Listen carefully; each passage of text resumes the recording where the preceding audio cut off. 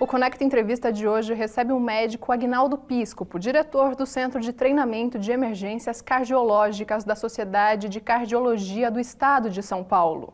Consultor técnico de urgências e emergências. Também atuou como médico de resgate no grupamento de rádio patrulha aéreo da Polícia Militar do Estado de São Paulo, no helicóptero Águia. Tem experiência na área de medicina de emergência, com ênfase em cardiologia e terapia intensiva, atuando inclusive no treinamento de profissionais. Também foi secretário da Saúde de Araras. Tudo bom?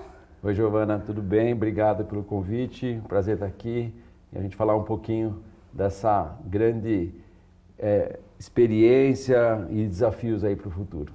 Como eu disse, o senhor foi secretário da Saúde, né? Entre janeiro de 2020 até agora? Até mais ou menos, até abril de 22. Nesse período o senhor pegou o pior momento da pandemia. Como que foi passar por isso? Olha, a pandemia foi uma situação bastante complicada para todos os médicos, né? Eu trabalhei na linha de frente desde o começo. Então nós gerenciamos, mesmo antes de secretário, Dr. Itacil Zurita, meu amigo pessoal, nós, por termos treinamento especificamente na área de contingência, eu tive a oportunidade de estar em Israel fazendo treinamento de gerenciamento de catástrofe no passado. Nós assumimos um comitê e fizemos aí um comitê regional para gerenciar a pandemia. Então, enfrentar a pandemia, né, o desconhecido, né, nós tínhamos muita dificuldade da boa informação. Nós não tínhamos liderança nacional. Esse foi o maior problema. Então existia uma dificuldade muito grande de entender como ia chegar, se ia chegar e como nós tínhamos que combater tudo isso. E isso foi bastante desafiador. Nós tivemos aí, logicamente, bons consultores, buscamos a melhor informação na literatura médica, né? Nos preparamos e fizemos coisas baseado no que eu tenho de experiência. Eu sou médico de treinamento em ressuscitação cardiopulmonar há muito tempo, desde 1996, 95, 96. Nós fizemos isso, preparamos as tendas, o estilo de atendimento chamado Fast Track, fizemos aí uma liderança regional com a DRS, fizemos treinamento da intubação traqueal, o transporte das pessoas dentro do hospital com manequins, colocamos manequins na tomografia, gerenciamos tudo isso. E quando a gente foi para a secretaria, e fui porque eu sabia que a gente ia enfrentar um período mais difícil, foi uma decisão pessoal de servir a população, e nós tivemos aí um enfrentamento da gama, né, da cepa, que foi que mais nos deixou com medo, e ainda não tínhamos a vacina. Foi logo depois do final do ano, lembra, né? Aquele dezembro de 2020 para 2021, né, quando eu assumo a secretaria, e nós tivemos aqui uma cidade já invadida pela cepa, a cepa de Manaus, né, conhecida, porque todo mundo conheceu por esse nome, na verdade era uma variante da Covid, e nós tivemos meses muito difíceis, mas muito bem preparados, com aumento de leitos de UTI, chegamos a ter 30 leitos de terapia intensiva. Logicamente eu não fiz nada sozinho, tivemos um time enorme, mas enfrentamos aí, fizemos muita coisa, telecovid, o pessoal do psico-covid que deu assistência, fisioterapeutas no pronto-socorro, bons equipamentos, treinamento. Esse foi o grande desafio. Nosso desafio era não colapsar. Alguns momentos eu confesso que eu tinha esse medo. E a pior sensação do médico, ainda mais como gestor, é você não dar assistência. Mas nós conseguimos, né, enfrentar com todo esse gerenciamento de crise, enfrentamos vários desafios, falta de insumos, falta de medicamentos. Não perdemos nenhum profissional de saúde da linha de frente do nosso time, isso foi uma coisa muito importante para a gente. E nós tivemos aí uma assistência adequada à população. Ninguém de Araras foi transferido por falta de vaga. Quem transferiu foi por questão de convênio e que tinha direito em outra cidade. Mas tanto na parte pública como na parte privada, a gente teve um grande desafio e a gente se sente aí vitorioso do que nós enfrentamos. Como secretário da Saúde, o senhor tinha outras funções que não só as de médico. Por exemplo, enfrentar a desinformação, as fake news, informar a população. Como que foi passar por isso? Olha, esse foi um grande desafio mundial, né? Todo dia tinha alguém que tinha uma cura para a Covid. Né? Minha avó, por exemplo, dizia, né, que limão com mel era bom para gripe. Tem gente que acredita, né?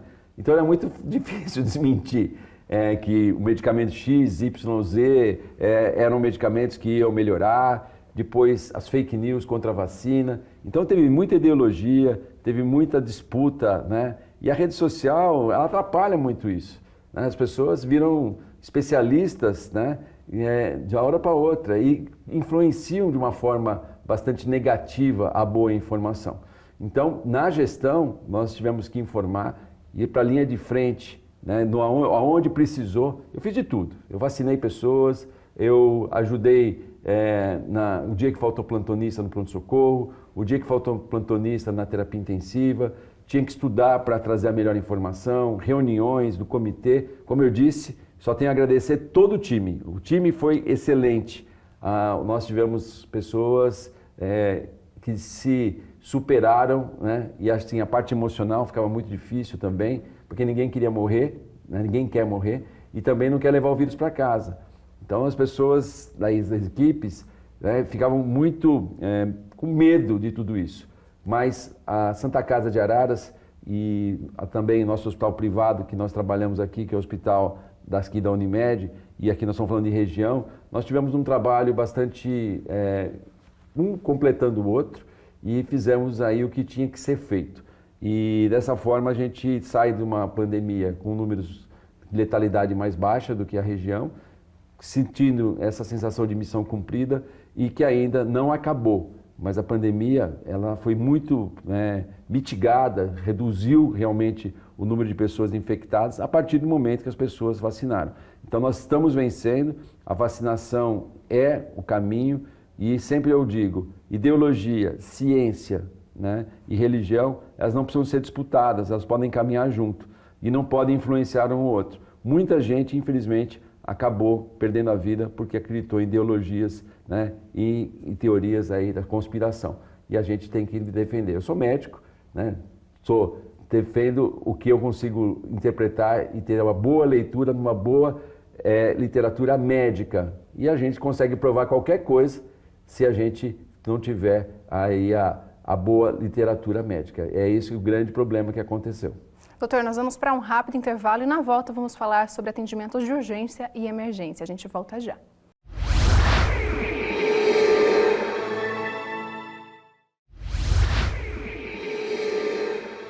Voltamos e o Conecta Entrevista de hoje recebe o médico cardiologista intensivista Aguinaldo Piscopo.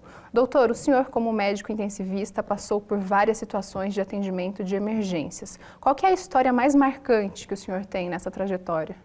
Olha, 30 anos de medicina de emergência, com certeza a gente tem várias histórias. Boas, histórias que deixam a gente triste. O médico, ele tem uma grande dificuldade, né, de ser superado. E a gente não quer perder o paciente. Quando a gente tem um paciente sem prognóstico, um paciente que tem pouca chance, que a gente dá conforto para aquele paciente, é uma situação que a gente fica com uma situação mais amena. Mas perder um paciente em situações extremas, e o resgate, infelizmente, a gente vive isso, como um paciente, uma pessoa presa numa ferragem, o início de um incêndio, uma pessoa que pede, né, ainda consciente para não morrer, uma pessoa que segura a sua mão e você sente essa mão escapar da sua mão, aquele olhar do pedido para não acontecer e a gente ser superado, mesmo fazendo tudo o que tem que ser feito, esses são os piores momentos. Logicamente, quando nós perdemos pessoas mais jovens, sempre impacta mais. O impacto maior também é quando nós perdemos pessoas da própria equipe. Infelizmente, eu já tive ocorrências que nós perdemos bombeiros em ocorrência por afogamento, já tive ocorrências que tive que intervir em procedimentos, em policiais, vítimas de ferimento por arma de fogo, ou seja, alguém do time que você tem ali. E lembro também que todos os profissionais são muito sensibilizados com perdas múltiplas, né, ou famílias, e a gente já viveu isso. Infelizmente, eu lembro de ocorrências muito graves, onde atendi chacinas, onde atendi incêndios com criança, com a mãe, né, vendo o filho numa situação extrema, pedindo para você salvar.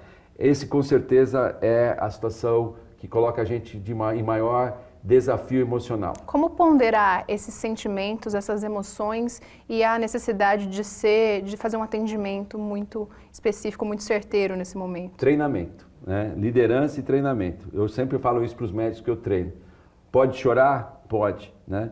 Mas depois da ocorrência e a gente tem que ser forte. Então a liderança, né, na hora, né, com treinamento, ela é fundamental, senão a gente perde a ocorrência. Então a liderança você tem que ser realmente forte, tem que ser treinado, seguir o protocolo, porque são desafios importantes, como protocolos, por exemplo, de múltiplas vítimas, que você tem que dar chance para aquela pessoa com mais chance, e muitas vezes não para aquela pessoa que está com o coração parado, por exemplo. E são situações que, se não tiver treinamento, a pessoa não consegue decidir. Então eu defendo muito isso, treinar é fundamental. Você vê um piloto de avião, ele não pilota um avião com a carteira de piloto dele se ele não tiver treinamento naquela aeronave. E médicos e profissionais de saúde, muitas vezes, eles assumem postos como pronto-socorro, como resgate e outras situações, sem ter o treinamento específico ou sem ser retreinado. Então eu sempre defendo, e eu estou nessa área de treinamento há muitos anos, através da simulação realística, que profissionais de saúde, bombeiros e todos os profissionais, qualquer um, mas nós estamos falando de saúde, precisam treinar com frequência. Nós temos aí nossa vida, às vezes, decidida por uma pessoa que está ali. O médico tem ali um poder de decisão. Eu sempre gosto de dizer que isso, né, pode ser uma arma, né, ou seja, uma caneta. Ou seja, se você prescrever de forma errada, liderar de forma errada, você pode perder pessoas que teriam mais chance. A responsabilidade é muito grande do treinamento e essa liderança. Eu lembro de todos os casos que a gente perdeu em situações extremas, mas também lembro das pessoas que nós conseguimos salvar. Então, esse equilíbrio faz com que a gente tenha. E lidar com essas emoções, importante, a pessoa ter uma boa saúde mental, praticar exercício, ter amigos, família, fé, ou seja, quem tem fé, independente da religião, também convive melhor com isso. E eu posso falar com certeza que eu já tive ocorrências graves, onde eu consegui dormir com tranquilidade praticamente 2, 3 dias depois, por questão de passar aquele momento, aquele filme. Eu já atendi ocorrências muito graves, eu participei do atendimento, por exemplo, da queda do avião da TAM em São Paulo, aquele avião de Congonhas que ultrapassou a pista. Já atendi chacinas com 18 pessoas sendo o primeiro a chegar em ocorrência, bombeiros em situação de risco. Tive que entubar, drenar tórax de companheiros que estavam comigo, conversando e jantando meia hora antes. E isso é extremo, porque mexe com a equipe. Mas você tem que superar tudo isso. E nós temos esse treinamento e quero passar isso, né, sempre multiplicar isso para os mais jovens, né, para os meus residentes, para os meus alunos, e a gente levar isso, né. Um dos sonhos é que esse médico que trabalha na linha de frente seja certificado. A gente não pode escolher qualquer médico ou deixar um médico lá por muitos anos sem retreinar. Esse é um grande desafio. O senhor foi responsável pela implantação do SAMU aqui em Araras lá em 2001, né? Como que foi esse trabalho e qual que é a importância disso? Olha, em 2001, né, antes de 2001, conversando, eu estava aqui em Araras, cheguei aqui em 96, eu começava a ver as ambulâncias atenderem aqui. E assim, é trágico, cômico, né? Mas tinham pessoas, as ambulâncias eram peruas Kombi, e virou, mexeu, caía alguém da ambulância. Caía da ambulância, caía, a pessoa caía. Morreu gente lá no passado porque caiu da ambulância. A maca abria, saía. E aí, logicamente, eu era muito jovem, conversei com o ex-secretário de saúde na época, o prefeito na época era o Meneghetti, e fui para os Estados Unidos, fiquei lá nos Estados Unidos 15 dias, saindo de ambulância no 91, vi como funcionava, depois fui para Paris, vi o SAMU de Paris como funcionava e vim para cá querendo colocar um sistema de atendimento pré-hospitalar. Nós fomos pioneiros. Então, em 2001, só tinha o SAMU de Campinas e o SAMU de Ribeirão Preto. E mais nós fizemos aí. Começamos o resgate lá do resgate da Autoban, CCR Autoban, junto com o Dr. Marcelo Okamura. E aí que nós começamos a fazer. Já tinha helicóptero nessa época. Comecei a trabalhar no helicóptero em 2001. E nós fizemos a configuração, conseguimos doações, desfibrilação externa automática. Araras, gente, Araras é a primeira cidade no Brasil a usar desfibrilador externo automático por não médicos. O bombeiro de Araras, a UR-51, foi a UR que dá, foi a primeira unidade de resgate do Corpo de Bombeiros do Estado de São Paulo a usar o desfibrilador externo automático. Quando eu falei isso para as pessoas, eles achavam que eu estava louco. Mas nós começamos a utilizar, treinamos, baseado em evidência, baseado em literatura, e começamos a atender. A população entendeu o que funcionava e hoje nós temos aí um sistema de atendimento, já agora com o SAMU Nacional, com médico. No começo, Giovana, não tinha médico, só tinha eu. Então eu fiquei 8 anos fazendo atendimento voluntário. Eu tinha meu carro, colocava lá uma sirene no carro e atendia as pessoas de forma voluntária, não só em Araras, mas também em toda a região, nos casos mais graves. Parada cardíaca, presa em ferragem e tudo mais. Então, esse desafio foi enorme e a gente quer levar isso para muitos lugares. Tem cidades ainda que não tem SAMU. E a gente precisa que as pessoas entendam que o número 192 é o número do agravo à saúde e precisa chegar um time treinado. Não é um carro para transportar. É um desfibrilador quando a pessoa está parada, uma pessoa treinada em compressões torácicas, uma equipe médica para fazer o atendimento inicial, fazer o diagnóstico e encaminhar esse paciente para o recurso adequado. Doutor, nós vamos para mais um intervalo e na volta vamos falar sobre a sua pré-candidatura a deputado estadual. A gente volta já.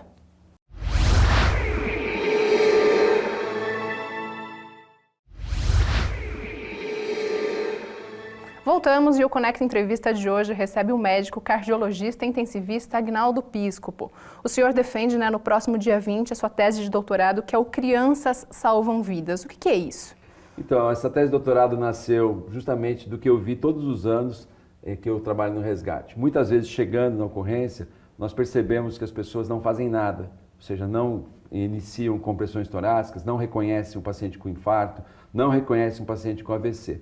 Diante disso, existe um projeto mundial, que Crianças Salvam Vidas, que é um projeto mundial, e nós adaptamos esse projeto com um manequim que eu criei, um manequim de garrafa PET, um manequim onde uma garrafa PET dentro de uma camiseta, a criança pode treinar compressões torácicas. Comparei isso com o manequim americano e é justamente isso que nós estamos defendendo, é multiplicar esse treinamento para as crianças a partir de 12 anos, reconhecendo infarto, reconhecendo AVC e aprendendo a fazer compressões torácicas. Isso aumenta em até 4 vezes a chance de sobrevida. Se nós fizermos isso, e Araras já tem lei municipal para isso, nós já fizemos uma lei, 2 vezes por ano, durante o ensino médio, nós vamos ter crianças que vão salvar vidas, futuros adultos, é importantíssimo. E a cultura da desfibrilação. A gente não consegue acreditar que faz mais de 20 anos que nós defendemos a desfibrilação de acesso público, desfibriladores onde as pessoas leigas podem utilizar até o SAMU chegar, aumentando até 6, 8 vezes a chance de sobrevida, e nós ainda não temos desfibriladores.